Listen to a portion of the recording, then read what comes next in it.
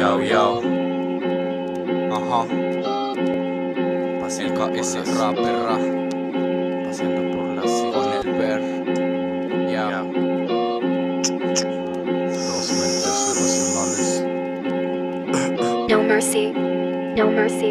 Paseando por la city, mientras voy contemplando todo ese graffiti. Esa nena al instante me pone bien crazy, como esa hierba que me sube hacia arriba y no me deja caer. Aprendí a confiar en ella y no en una mujer, porque la mujer es como una condena.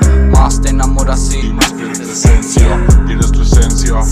Se agotó la paciencia y el amor me fui con mis compas a fumarme un porro en Venecia. Sin conciencia, con demencia, no me importa nada, estilo de veras. Para mis carnales, la traca no dice criminales. Solo por fumarle, piensan que no hay modales. Piensan que no hay modales. Sí, no hay modales. Paseando por el barrio, ya parece Call of Duty. Todos los homies cargan el fierro como el Chucky.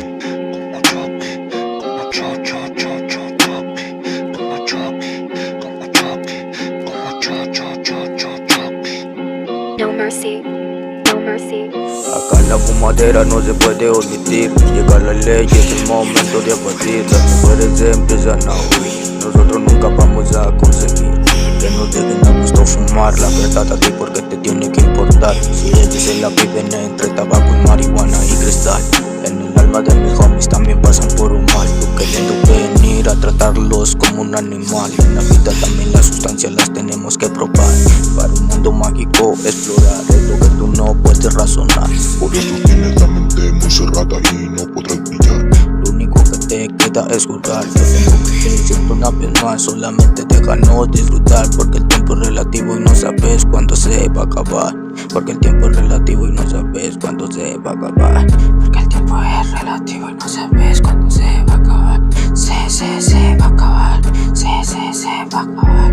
Se va a acabar. Porque el tiempo es relativo y no sabes cuándo se va a acabar. Se va a acabar el perro.